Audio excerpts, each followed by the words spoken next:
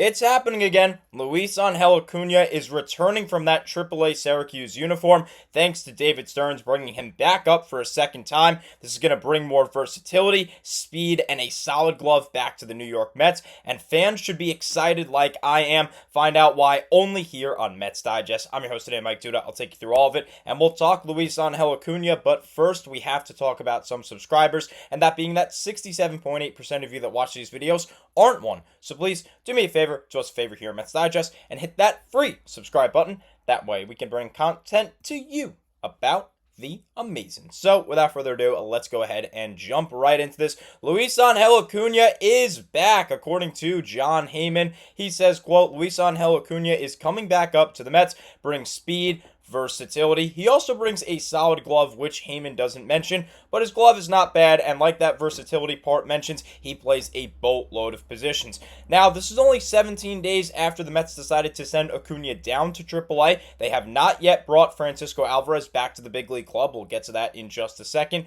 but Met fans should be excited. This is a guy who is a very, very hyped up prospect. At his best, before the 2024 season, he was the number 66 prospect in all of Major League Baseball. Now, according to the transaction list, at least at the time that I'm filming this video, it's not official, even though reports are saying it is official. Right now, the most recent move on the Mets transaction website is that the Marlins have claimed Tyler Zuber, right-handed pitcher, a relief pitcher. So Zuber is gone, but right now, we are going to focus on Luisangel Acuña, and it's not just Heyman who's reporting it, it's many other people. We'll start with Danny Abriano of SNY, who says, quote, Luisangel Acuña is returning to the Mets ahead of Thursday's doubleheader against the Orioles in Baltimore.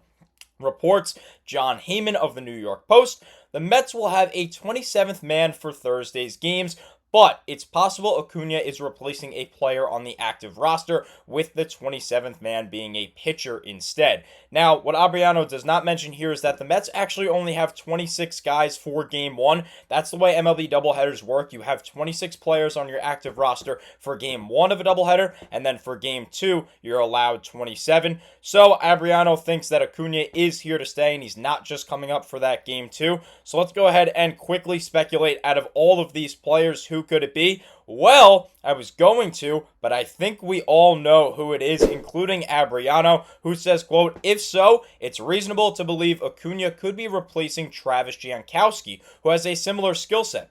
While Acuña is a natural infielder, he's gotten exposure in center field and played one game there for the Mets earlier this season, so he's going to be replacing Travis Janowski, who's a very similar player, a very fast player, great base runner, solid glove, and tries his best to get on base. Acuña is definitely a better hitter than Janowski, but speculations, nope, we don't need it. We have confirmation. Anthony Giacomo very recently said, quote, Luisangel Acuña is back. The Mets recalled him from AAA today and designated Travis Janowski for assignment. Now, that's very upsetting. I personally love Travis Janowski, especially because I don't live super close, but I do live close enough to Stony Brook University, which is where Janowski went to school. So, it is what it is, but Janowski is gone. Reliever Austin Warren is also up as the Mets' 27th man for their doubleheader.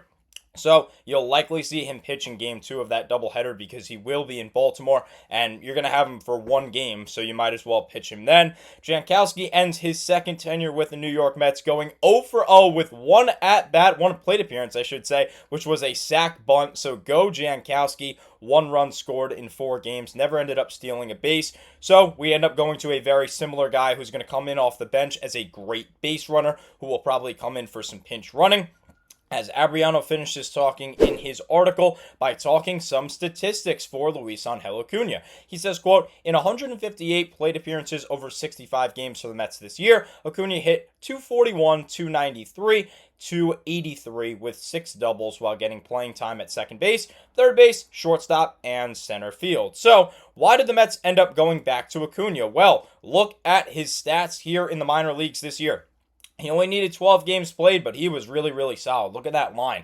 289, 346, 378, 724. You're never going to get a super great power hitter out of Luisangel Acuña, unlike his older brother Ronald, But you're going to get a guy who hopefully gets on base, and he's obviously doing that at a great clip this year in AAA after being demoted, and that's why the Mets are going to bring him back up. Because if you can get Acuña on base, he should automatically get to second, or almost automatically get to second. He is really fast. So you put him on first, he should be stealing second a good portion of the time, and that's exactly what we'll see in the stats here. Unfortunately, it does show stolen bases, I should say. 11 in 2025 in not that many games played. You heard Abriano say he's got over 60 games played, but a lot of those he came in situations to pinch run, maybe pinch hit. So that's 11 stolen bases in nowhere near 65 full games played.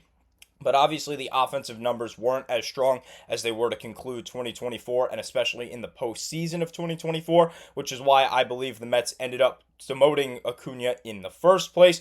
But let's take a look at the advanced metrics. We're going to start off with this season because obviously the hitting was not that good, but look at the bottom. He is amazing as a base runner in the 96th percentile. He is super, super quick. He's got pretty good range in the field. His arm strength isn't really there, but again, overall a solid fielder, and hopefully you can get the hitting up like he did in 2024. Look at these hitting numbers. He was pretty solid. He doesn't strike out a lot, at least in 2024. He didn't. He's got good bat speed. Hit the ball hard in 2024, had a high expected batting average, great average exit velocity. So overall, a solid player indeed, especially if he can get that hitting back to, let's say, that AAA self or even the 2024 self, as those career numbers are a lot more deflated because of the poor 2025 for Luisangel Acuña, especially because he took more at-bats this year than he did for the last couple of weeks of the 2024 season. So, speaking of roster moves, I mentioned him earlier. Let's talk about Francisco Alvarez, as we're going to turn to another expert here, and this time it is going to be Mets Bat Flips 2 on Instagram. Now, this is via real sources. It's Tim Britton and also Will Salmon. So, they say, quote, trending. Unless Francisco Alvarez is recalled to the major leagues by Saturday, he will have spent enough time in the minors this season to delay his free agency by a full year. The Mets will gain an additional year of team control over the catcher, who wouldn't become a free agent until after the 2029 season. That's a long ways away. That's 4 more seasons.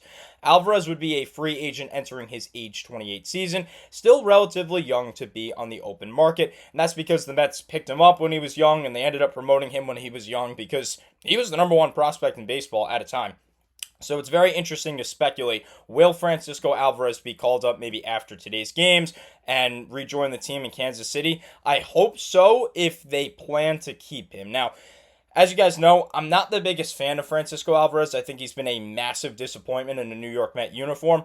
But if the Mets have plans of keeping him, I'd like to keep him for the extra season, especially because right now you have nothing to lose. I know Luis Stearns, I like him personally. I think he's a really, really good defensive catcher, but he's very, very bad offensively. His numbers have started to show that he is not the offensive catcher that we hoped he was. So even a slumping Alvarez is probably better than a, I guess, red hot Luis Stearns, or maybe just an average Luis Stearns in terms of offense.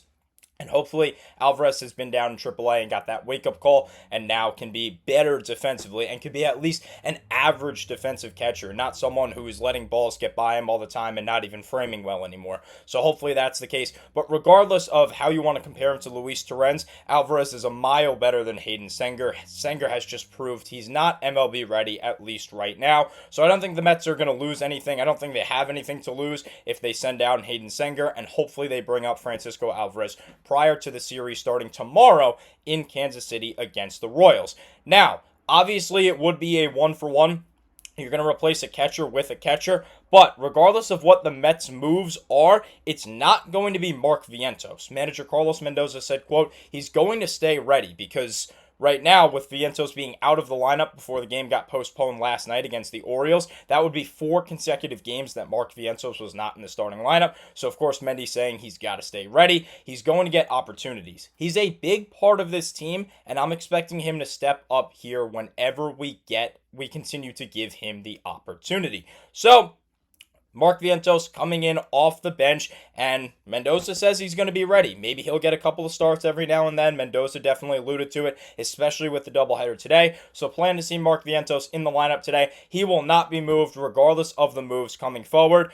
But let's go ahead and quickly recap what just happened. Obviously, Luisangel Acuña is back. He's in the MLB. One of my favorite Mets, so I'm super happy he is back in the bigs. Travis Janowski DFA'd as a result. Francisco Alvarez hopefully will be called up by Saturday because you don't want to lose that extra year, especially if the Mets plan to hold on to him, and even if the Mets plan to trade him, because it makes him more appealing to other teams if they have an extra year of control of Francisco Alvarez as opposed to not, and having him be a free agent after the 2028 season as opposed to 2029. And also Mark Ventos will be here to stay regardless of what that third base situation looks like, even though it's really jammed up right now with Luisangel Acuña, who's technically an infielder, Roddy Mauricio, Brett Beatty, and of course Mark Ventos. So he's going to stay. He doesn't have any MILB options, I should say, left. So Ventos here to stay. Hopefully Alvarez comes up sooner rather than later, and obviously Acuña is up. Go down there in the comment section. Let me know what you think. Give me your thoughts on all of these moves.